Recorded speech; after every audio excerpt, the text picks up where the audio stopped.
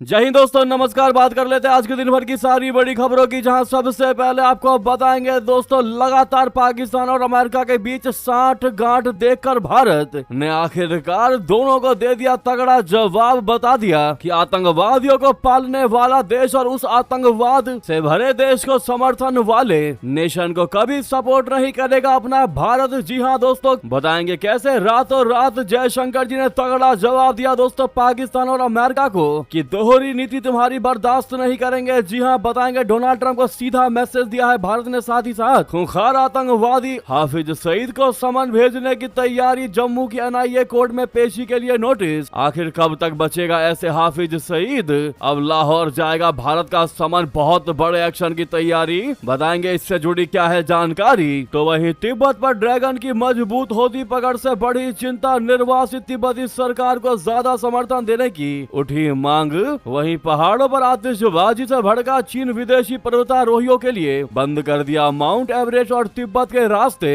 तो इधर अमित शाह जी ने त्रिभुजाकार सुरक्षा ग्रिड का कर दिया बड़ा ऐलान दोस्तों, चिकन नेक की अब सुरक्षा होगी और भी मजबूत। वहीं आपको तुर्की की हिमाकत की जानकारी बताएंगे, जहां नेतन्याहू की गिरफ्तारी के लिए इंटरपोल से मांगा रेड नोटिस। तो भड़क उठा इजराइल। जी हां, नेतन्याहू के खिलाफ तुर्की ने जारी किया वारंट। तो क्या कहा इजराइल ने दोस्तों? वहीं काम की खबर में आपको बताएंगे, इस राज्य ने कर दिया महिलाओं के लिए रक्षाबंधन पर बस फ्री का ऐलान। दोस्तों एक से एक बेहतरीन से बेहतरीन अपडेट आपको बताएंगे, बस आप वीडियो के अंत तक बने रहिएगा। और खबरों में आगे बढ़ने से पहले देश भारत के संप्रभुता अखंडता का पुरजोर समर्थन करते और मानते कि वाकई में भारत के दुश्मन देशों को साथ देने वाले देशों को भी तगड़ा जवाब देने का समय आ चुका है। तो इस वीडियो को लाइक करके, चैनल को सब्सक्राइब करके, बेल आइकन दबा के कमेंट में जय हिंद अवश्य कह दीजिएगा। बात करते हैं पहली सबसे बड़ी खबर की, जहां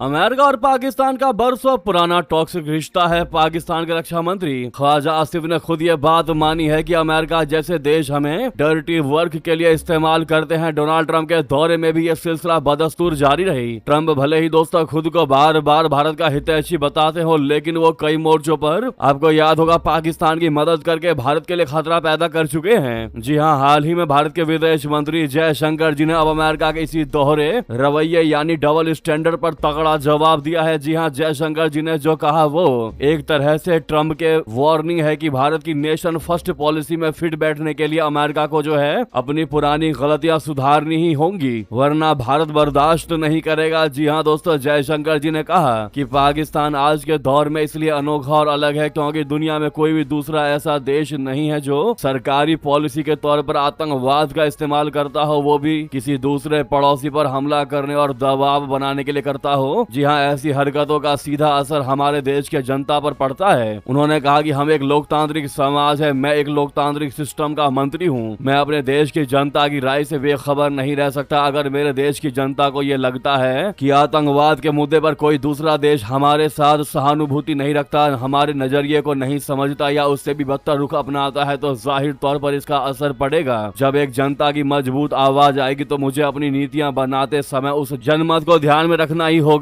यानी कि दोस्तों जयशंकर जी ने साफ कह दिया है कि भारत अपनी विदेश नीति और राष्ट्रीय हितों को सबसे ऊपर रखता है। उन्होंने ध्यान दिलाया कि अमेरिका और पाकिस्तान का एक लंबा इतिहास रहा है जिसे नजरअंदाज नहीं किया जा सकता। भारत ने अमेरिका के साथ अपनी एक अलग और मजबूत पार्टनरशिप विकसित की है, लेकिन जब पाकिस्तान की बात आती है तो स्थिति बिल्कुल अलग हो जाती है। भारत की जनता इस बात को कभी स्वीकार नहीं कर सकती कि कोई अन्य देश उस पाकिस्तान के साथ नजदीकी बढ़ाए और इस बात को नजरअंदाज करे कि पाकिस्तान भारत के खिलाफ आतंकवाद को बढ़ावा देता है। दोस्तों डोनाल्ड ट्रंप और अमेरिकी प्रशासन के लिए जयशंकर जी का ऐसा कहना क्या है, कैसा मैसेज है अमेरिका को बता दें। अमेरिका में राजनीतिक बदलावों के बीच ये बयान बेहद अहम हो जाता है ट्रंप के लिए। जयशंकर जी का ये बयान पुरानी गलतियों को ना दोहराने की सलाह है। अतीत में अमेरिका ने पाकिस्तान को सैन्य और आर्थिक मदद दी, जिसे पाकिस्तान ने भारत के खिलाफ आतंकवाद फैलाने और अपनी नापाक हरकतों में इस्तेमाल किया। शीत युद्ध से लेकर वॉर ऑन टेरर तक अमेरिका ने पाकिस्तान को लेकर कई ऐसी रणनीतिक गलतियां की है जिन्होंने जिन्होंने भारत की सुरक्षा, संप्रभुता और जन भावनाओं को गहरी चोट पहुंचाई है। अमेरिका ने पाकिस्तान के परमाणु कार्यक्रम को जानबूझकर नजरअंदाज किया है। वहीं ऑपरेशन सिंदूर के समय आपको याद होगा ट्रंप कितना उल जुलूल दावे करते थे, बातें करते थे, जहां पर कहीं ना कहीं ऐसा लगता था कि वो पाकिस्तान का सपोर्ट कर रहे हैं और भारत को नीचा दिखाने का प्रयास करते थे। ऐसे में आज जयशंकर जी ने खुलेआम अमेरिका को चेता दिया है कि भैया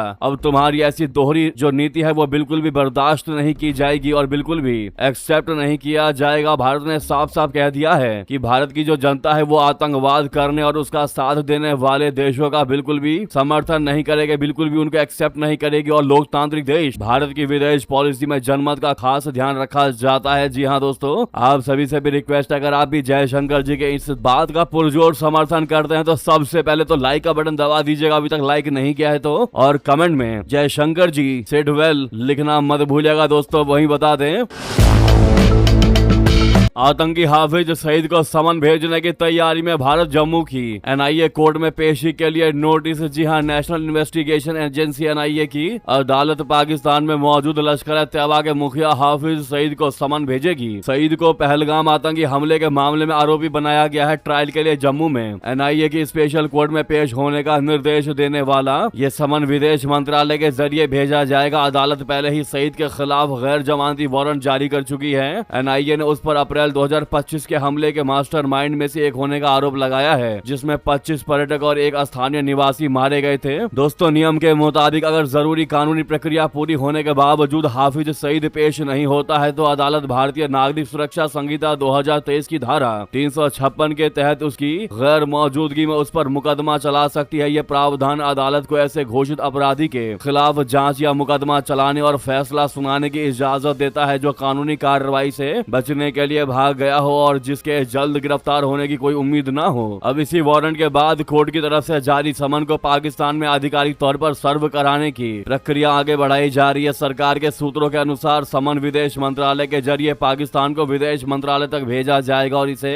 भारतीय राजनयिक चैनल के जरिए हाफिज सईद तक पहुंचाने का प्रयास होगा। हाफिज सईद के खिलाफ यह कार्रवाई इसलिए महत्वपूर्ण है क्योंकि भारत आगे की कानूनी कार्रवाई से पहले यह रिकॉर्ड पर रखना चाहता है कि आरोपी को अदालत के सामने पेश होने और अपना पक्ष रखने का पूरा मौका दिया गया था। अब आरोपी इसमें शामिल नहीं हुआ या भारत नहीं आया या फिर पेशी के लिए समय नहीं दिया, वो अलग बात है, लेकिन अब उसके खिलाफ एट एनी कॉस्ट केस चलेगा दोस्तों। यानी अगर समन मिलने के बाद भी हाफिज सईद अदालत में पेश नहीं होता है और कानून में तय प्रक्रिया पूरी हो जाती है तो उसके खिलाफ आगे की कार्रवाई का रास्ता खुल सकता है। इसमें उसे घोषित अपराधी यानी प्रोक्लेम्ड ऑफेंडर घोषित करने की प्रक्रिया भी शामिल है। क्या इस पर आपकी राय दोस्तों? अगर आप भी मानते हैं इसके खिलाफ केस ही नहीं बल्कि इसको फांसी तक पहुंचाया जाना चाहिए तो कमेंट में अपनी राय दीजिएगा। वहीं आपको बता दें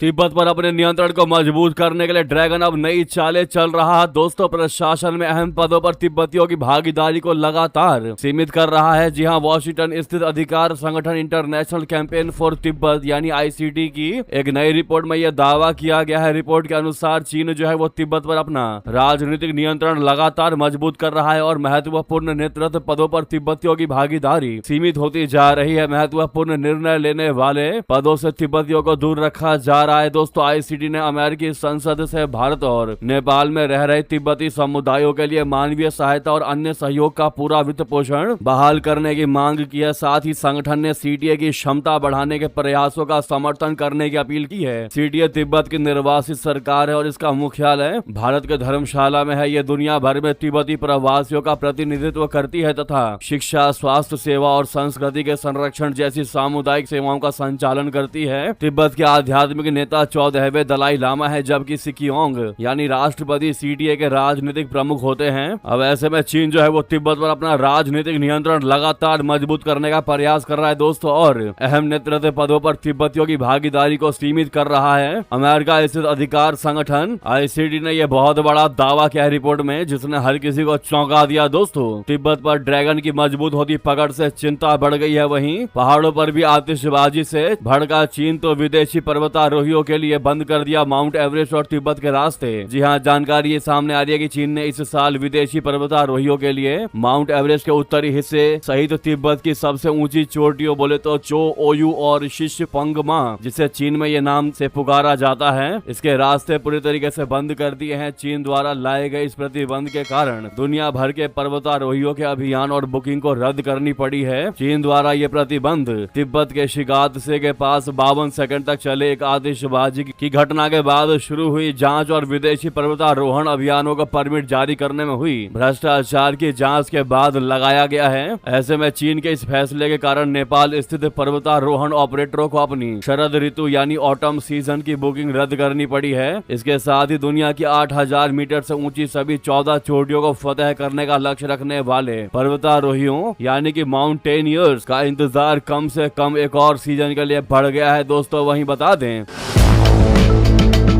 उधर साथ में जानकारी ये भी है कि अमित शाह जी ने त्रिभुजाकार सुरक्षा ग्रिड का किया ऐलान। चिकन्ने की सुरक्षा होगी अब और भी मजबूत। दोस्तों बड़ी जानकारी, केंद्रीय गृह मंत्री अमित शाह जी ने शनिवार को सिलीगुड़ी गलियारे की सुरक्षा एवं दार्जिलिंग पहाड़ क्षेत्र की लंबे समय से जारी समस्याओं के अस्थायी राजनीतिक समाधान के मुद्दे को लेकर अधिकारियों और गोरखा समुदाय के सांसदों, विधायकों और प्रमुख राजनीतिक नेताओं और बंगाल के मुख्यमंत्री शुवेंदु अधिकारी के साथ बैठक की। केंद्रीय गृह मंत्री अमित शाह जी ने सिलीगुड़ी कॉरिडोर की सुरक्षा मजबूत करने के लिए त्रिभुजाकार सुरक्षा ग्रिड बनाने की घोषणा की है। रणनीतिक रूप से अहम इस इलाके को चिकन नेक के नाम से भी जाना जाता है। सिलीगुड़ी में एसएसबी के नॉर्थ बंगाल फ्रंटियर मुख्यालय के कार्यक्रम में अमित शाह जी ने कहा कि सीमावर्ती इलाकों से जुड़े मुद्दों पर भी काम किया जा रहा है। इस दौरान करीब 189 करोड़ रुपए की कई प्रशासनिक और आवासीय परियोजनाओं का शिलान्यास और उद्घाटन किया गया। कार्यक्रम में गृह मंत्रालय और विभिन्न सुरक्षा एजेंसियों के वरिष्ठ अधिकारी भी मौजूद रहे। जी हाँ, वहीं आपको बता दें,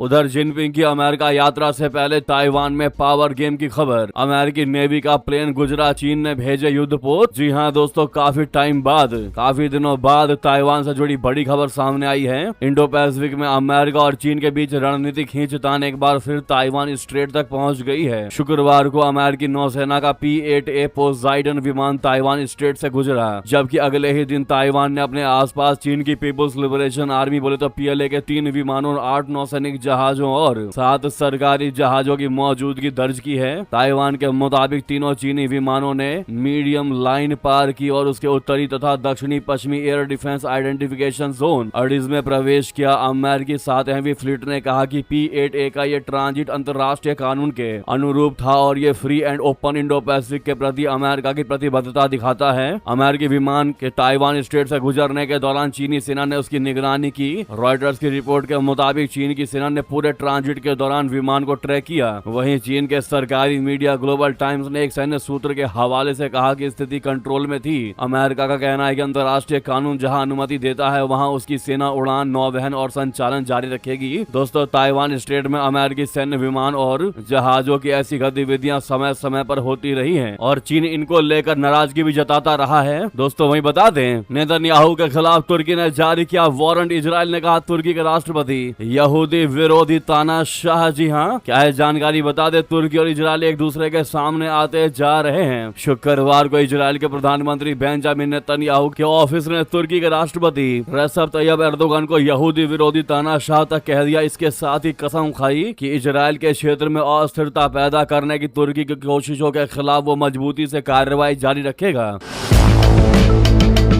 दोस्तों ये बयान तब आया जब तुर्की ने कहा कि उसने गाजा के लिए मदद ले जा रहे जहाजों के बेड़े को इजराइल द्वारा रोके जाने की जांच के तहत नेतन्याहू के लिए अंतर्राष्ट्रीय गिरफ्तारी वारंट जारी किया है। इस बात की घोषणा तुर्की के न्याय मंत्री अकीन गुरलेग ने शुक्रवार को एक्स पर की। तुर्की पहले ही गाजा युद्ध में इजराइल की कार्रवाई का कारण नरसंहार के आरोप में नेतन्याहू और उनके अन्य शीर्ष अधिकारियों के खिलाफ वारंट जारी कर चुका है। गुरलेग ने एक्स पर कहा कि हम इस बात को पूरे तरीके से खारिज करते हैं कि नेतन्याहू प्रशासन जो गाजा में नरसंहार की नीति लागू कर रहा है वो अछूता है और उस पर कोई जवाबदेही नहीं है। हम गाजा में किए गए अपराधों को छिपाने या दोषियों को सजा से बचाने की इजाजत नहीं देंगे। ऐसे में अगर आपके मन में ये सवाल उठ रहा होगा कि आखिर तुर्की ऐसा क्यों कर रहा है, तो आपको बता दें, मई में इजराइल ने 400 से ज्यादा कार्यकर्ताओं को ले जा रहे जहाजों के एक बेड़े को रोक दिया था जो गाजा पहुंचने की कोशिश कर रहा था। अंतर्राष्ट्रीय जल क्षेत्र में इजराइल की कार्रवाई और उसके बाद कार्यकर्ताओं के साथ किए गए बर्ताव पर अंतर्राष्ट्रीय स्तर पर नाराजगी जताई गई। फ्रांस, इटली और ऑस्ट्रेलिया ने इस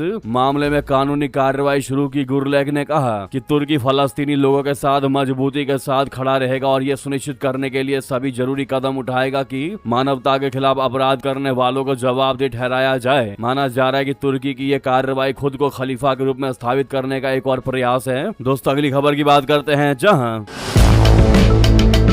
पीटीआई के मार्च से पहले रावलापिंडी में मरियम और शहबाज ने क्यों उतारी सेना? क्या पीछे 9 मई का डर या फिर आगे 27 सितंबर का इम्तिहान? बता दें, पाकिस्तान के संवेदनशील सैन्य शहर रावलापिंडी की सुरक्षा व्यवस्था और सख्त कर दी गई। यहां सेना की तीन कंपनियों को 6 महीने के लिए तैनात करने का फरमान गृह मंत्रालय ने सुना दिया। जी हां, स्थानीय मीडिया ने आधिकारिक आदेश के हवाले से यह जानकारी दी है, जिसमें इसकी वजह पंजाब सरकार की डिमांड को बताया गया। हालांकि हालिया घटनाक्रम इशारा कर रहे हैं कि ये राजनीति से प्रेरित है। सवाल उठने लगे हैं कि क्या पाकिस्तान तहरीक इंसाफ बोले तो पीटीआई पार्टी से शहबाज शरीफ की सरकार खौफजदा है। डॉन के रिपोर्ट के मुताबिक गृह मंत्रालय का यह आदेश 21 अगस्त का है। आदेश में कहा गया है कि पंजाब गृह विभाग के रिक्वेस्ट पर अनुरोध पर संघीय सरकार संविधान के अनुच्छेद 245 के तहत मिली पावर्स का इस्तेमाल करते हुए रावलापिंडी में संवेदनशील सुरक्षा कार्यों के लिए पाकिस्तानी सेना की 3 कंपनियों की तैनाती को मंजूरी देती है। इसका मकसद किसी भी नामुनासिब स्थिति से बचना और जिला प्रशासन की आवश्यकता के मुताबिक किसी भी अप्रत्याशित स्थिति में प्रभावी ढंग से कार्रवाई करना है। ये तैनाती तत्काल प्रभाव से 6 महीने की अवधि के लिए होगी। पाकिस्तानी संविधान के आर्टिकल 245 के तहत सरकार आवश्यकता पड़ने पर सशस्त्र बलों को नागरिक प्रशासन की सहायता के लिए तैनात कर सकती है। भले ही इसे सुरक्षा के मद्देनजर उठाया गया कदम बताया जा रहा हो, लेकिन दी एक्सप्रेस ट्रिब्यून की रिपोर्ट पर गौर करें तो इसकी वजह सियासी ज्यादा नजर आ रही है। रिपोर्ट में रावलापिंडी के मॉल रोड पर 11 अगस्त को ही गोलीबारी का जिक्र है। इसके मुताबिक एक खास राजनीतिक पार्टी से जुड़े हथियारबंद ने सुरक्षा बलों पर कथित तौर पर गोलीबारी की। एक और पेट्रोलिंग अधिकारी को घायल कर दिया था। वहीं इसी महीने की शुरुआत में पीटीआई ने बड़ा ऐलान करते हुए कहा था कि 27 सितंबर को रावलापिंडी के जुड़वा शहर इस्लामाबाद की तरफ एक लॉन्ग मार्च करेगी। खैबर पख्तूनख्वा केबी के सूचना और जनसंपर्क मंत्री शफी जान ने कहा कि यह फैसला पार्टी के सहयोगियों से बातचीत के बाद लिया गया। लॉन्ग मार्च की यह कॉल तब दी गई जब पीटीआई ने पार्टी के संस्थापक इमरान खान की जेल की सजा के 3 साल पूरे होने पर देशव्यापी विरोध प्रदर्शनों के साथ ब्लैक डे मनाया गया। ऐसे में माना जा रहा है कि कहीं ना कहीं 27 सितंबर को लेकर भी ये बड़ा फैसला लिया गया है, इसीलिए ये फोर्सेस उतारी गई हैं। पाकिस्तान में इस वक्त जो हालात बन रहे हैं दोस्तों, वो सिर्फ एक प्रशासनिक फैसला नहीं बल्कि तख्ता पलट और अंदरूनी गृह युद्ध के खौफ की सबसे बड़ी आहट है। इस पर आपकी निजी राय क्या है दोस्तों, वहीं आपको बता दें।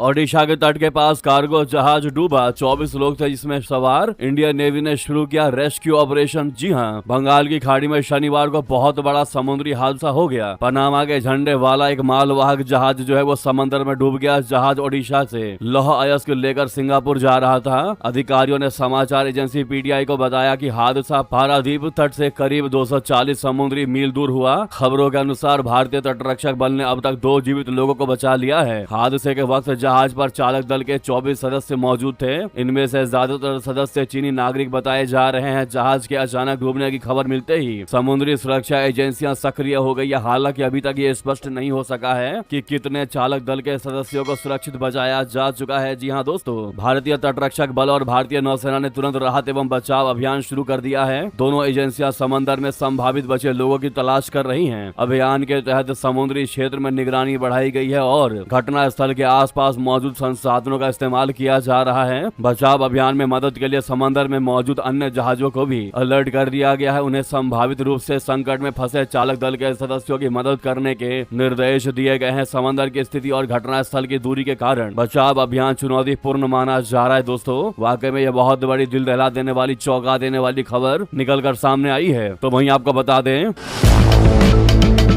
अमेरिका की ईंट का जवाब पत्थर से देगा कनाडा। टैरिफ पर होगी डॉलर के बदले डॉलर की जंग। दोस्तों, अमेरिका और कनाडा के बीच व्यापार को लेकर चल रहा तनाव अब टैरिफ वॉर में बदलता दिखाई दे रहा है। अमेरिका ने शनिवार तड़के कनाडा से आने वाले करीब 20 अरब डॉलर के सामान पर 50% टैरिफ लगा दिया। इसके जवाब में कनाडा ने भी 8 सितंबर से अमेरिकी सामानों पर जवाबी टैरिफ लगाने का ऐलान किया है। दोनों देशों के बीच आखिरी दौर की बातचीत भी बिना किसी समझौते के ही खत्म हो गई। अमेरिकी राष्ट्रपति ट्रंप के नए टैरिफ टैरिफ से कनाडा से अमेरिका आने वाले कुल सामान के करीब 5% हिस्से पर असर पड़ेगा। इसमें हॉकी स्टिक से लेकर मेडिकल इस्तेमाल में आने वाले जीभ जांचने के उपकरण तक कई उत्पाद शामिल है। दोस्तों, कनाडा के प्रधानमंत्री मार्क कार्नी ने कहा कि नए जवाबी टैरिफ के बारे में आने वाले दिनों में पूरी जानकारी दी जाएगी। ये टैरिफ लेबर डे के बाद मंगलवार यानी 8 सितंबर से लागू होंगे। कार्नी के मुताबिक कनाडा अमेरिका के बराबर यानी डॉलर के बदले डॉलर के हिसाब से जवाब देगा। इसके दायरे में स्टील, डेयरी उत्पाद, घरेलू उपकरण, कृषि उपकरण, पल्स और पेपर तथा इलेक्ट्रॉनिक्स जैसे सामान शामिल होंगे। जी हाँ दोस्तों, वहीं बता दें कनाडा के गुरुद्वारे में अटैक, शख्स ने स्क्रू ड्राइवर से किया ताबड़तोड़ अटैक, 2 हुए जख्मी। जी हाँ, कनाडा के एडमॉन्स्टन स्थित नानकसर गुरुद्वारे में एक हमले की घटना सामने आई है। इसके चलते 2 लोग घायल हो गए हैं, जबकि हमलावर पुलिस की कस्टडी में है। जानकारी के अनुसार एडमॉन्टन शहर के उत्तर पूर्वी इलाके में स्थित नानकसर गुरुद्वारे में शुक्रवार सुबह करीब 5 बजे प्रार्थना चल रही थी। इसी दौरान स्क्रू ड्राइवर लेकर एक शख्स ने वहां पहुंचकर खलल डाला और हमला कर दिया। इस घटना में 2 लोग घायल हो गए दोस्तों, और पुलिस इस पूरे मामले की जांच कर रही है। वहीं बता दें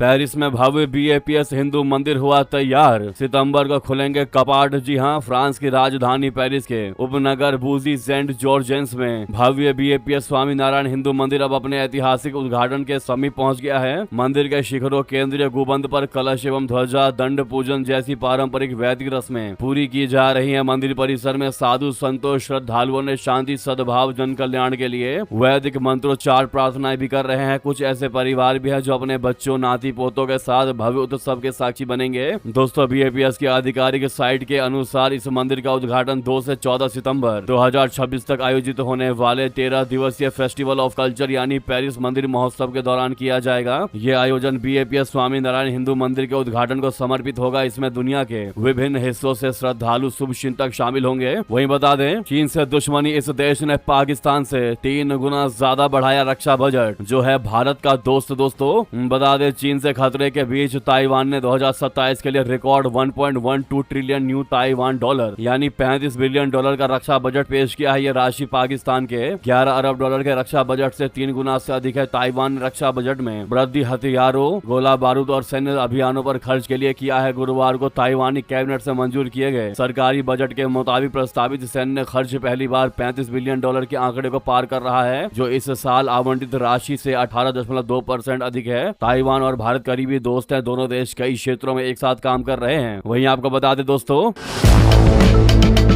फिर एक बार यूक्रेन पर दोस्तों वर्षा, रशिया का कहर, जहां 10 की हुई मौत और परसों ही शॉपिंग सेंटर पर हमले में 16 की जानें गई थी। जी हां, यानी 2 दिन के भीतर ही 26 लोगों की जानें चली गई यूक्रेन में रूसी ड्रोन और मिसाइल हमलों में कम से कम 7 लोगों की मौतें हुई, जबकि रशिया के क्रास्नोडार क्षेत्र में यूक्रेनी ड्रोन हमले में 3 लोगों की जान चली गई। ये हमले एक दिन बाद हुए हैं जब रशिया के ड्रोन हमले में यूक्रेन के एक शॉपिंग सेंटर में कम से कम 16 की मौत हुई थी। वहीं दोस्तों, भारत नेपाल सीमा पर कैसे बना जालसाजी का नेटवर्क, 500 यात्रा दस्तावेज गायब होने से खुला राज। जी हां, नेपाल में 15 साल पहले विदेश मंत्रालय के स्टोर से गायब हुए 500 खाली यात्रा दस्तावेजों की दोबारा जांच ने भारत और नेपाल से जुड़े दस्तावेज जालसाजी के एक कथित नेटवर्क पर गंभीर सवाल खड़े किए हैं। जांच में आशंका जताई गई है कि इस नेटवर्क के जरिए विदेशी नागरिकों और शरणार्थियों के लिए जाली नेपाली नागरिकता प्रमाण पत्र तैयार किए जाते थे। इसके बाद इन्हीं प्रमाण पत्रों के आधार पर नेपाली पासपोर्ट और यात्रा दस्तावेज हासिल किए जाते थे। भारत नेपाल की खुली सीमा और दोनों देशों के बीच वीजा मुक्त आवाजाही को देखते हुए इस मामले का सुरक्षा पहलू भी महत्वपूर्ण हो गया है। मामले की दोबारा जांच नेपाल पुलिस के केंद्रीय जांच ब्यूरो यानी CIB को सौंपी गई है। जांच के दौरान मंत्रालय के पूर्व अधिकारी बचराम केसी को गिरफ्तार किया गया है। उनके बयान को जांच में बहुत ही ज्यादा महत्वपूर्ण माना जा रहा है। वरिष्ठ राजनयिकों के बयान भी दर्ज कर लिए गए हैं। इतने वर्षों बाद दोबारा शुरू हुई जांच का मुख्य सवाल यही है कि इतने संवेदनशील दस्तावेज आखिर किसके हाथ लगे और उनका इस्तेमाल कहां किया गया। वहीं आपको बता दें,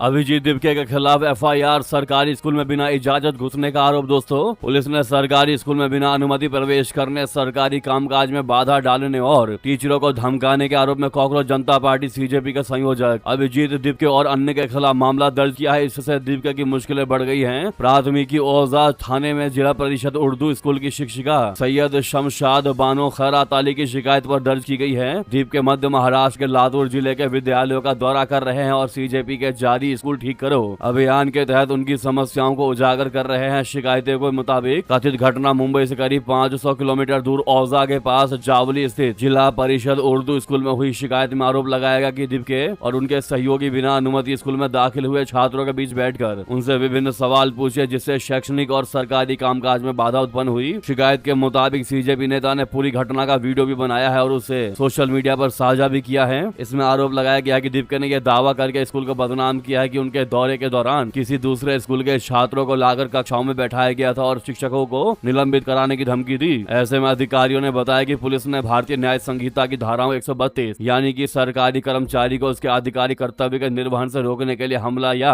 आपराधिक बल का इस्तेमाल, वहीं धारा 329(3) बोले तो मकान में अनधिकृत प्रवेश, 351(2) यानी आपराधिक धमकी और 356(2) यानी आपराधिक मानहानि के तहत मामला दर्ज किया है। अधिकारियों ने बताया कि मामले की आगे की जांच जारी है। वाकई में दोस्तों अब दीपके की मुश्किलें काफी बढ़ने वाली हैं। तो वहीं उधर आपको बता दें, भारतीय जनता पार्टी की नई टीम से मिले प्रधानमंत्री मोदी जी, पार्टी का जनजीत पर फोकस। जी हां, नई दिल्ली में प्रधानमंत्री नरेंद्र मोदी जी बीजेपी के नवनियुक्त पदाधिकारियों से मिलने के लिए शनिवार को पार्टी मुख्यालय पहुंचे, जहां उन्होंने बैठक की। इस दौरान उनके आगमन पर पार्टी के सीनियर नेताओं और वर्कर्स की तरफ से स्वागत किया गया। राष्ट्रीय अध्यक्ष नितिन नवीन ने फूल का गुलदस्ता देकर उनका स्वागत किया। वहीं पीएम मोदी ने इस दौरान पोस्ट करते हुए कहा, जो आप सामने देख पा रहे हैं कि संगठनात्मक बैठकें नई विचारों और नजरिए पर केंद्रित होती है। इनका मकसद पार्टी को मजबूत करना और लोगों के साथ जुड़ाव को गहरा करना होता है। पार्टी के साथियों और नई संगठनात्मक टीम के साथ बहुत अच्छी बातचीत हुई। वहीं दोस्तों, रक्षाबंधन पर महिलाओं को सीएम योगी जी का बड़ा तोहफा, 27 अगस्त से मुफ्त बस यात्रा। चीनी की कालाबाजारी पर भी सख्ती। जी हां, मुख्यमंत्री योगी आदित्यनाथ जी ने रक्षाबंधन पर्व के पावन अवसर पर प्रदेश की माताओं, बहनों और बेटियों को बड़ा उपहार दिया है। राज्य सरकार ने बहनों के लिए उत्तर प्रदेश परिवहन निगम यूपीएसआरटीसी की बसों में मुफ्त यात्रा की सुविधा की घोषणा की है। यह सुविधा 27 अगस्त की रात से 28 अगस्त की रात तक लागू रहेगी। इस बार विशेष व्यवस्था के तहत महिला यात्री के साथ उनके एक सहयोगी को भी निःशुल्क यात्रा की सुविधा दी जाएगी। इस सौगात के साथ ही मुख्यमंत्री ने शासन प्रशासन के अधिकारियों को बाढ़, जल भराव, चीनी की उपलब्धता, शिक्षा व्यवस्था और कानून व्यवस्था को लेकर कड़े निर्देश जारी किए हैं। दोस्तों, इन मुद्दों पर क्या है आपकी निजी राय, कमेंट करके बताइएगा और कोई सवाल हो तो अवश्य पूछिएगा। लगे हाथों जहां पर भी आपका ग्रुप हो, व्हाट्सएप, फेसबुक या एक्स पर वीडियो को शेयर करना बिल्कुल मत भूलिएगा। लगे हाथों वीडियो को लाइक करके इस चैनल को सब्सक्राइब करके बेल आइकन दबा के कमेंट में जय हिंद कह दीजिएगा। मिलते हैं आप अगली बड़ी खबर में। यहां तक बने रहने के लिए आप सभी का बहुत बहुत धन्यवाद, बहुत बहुत आभार। जय हिंद, जय भारत।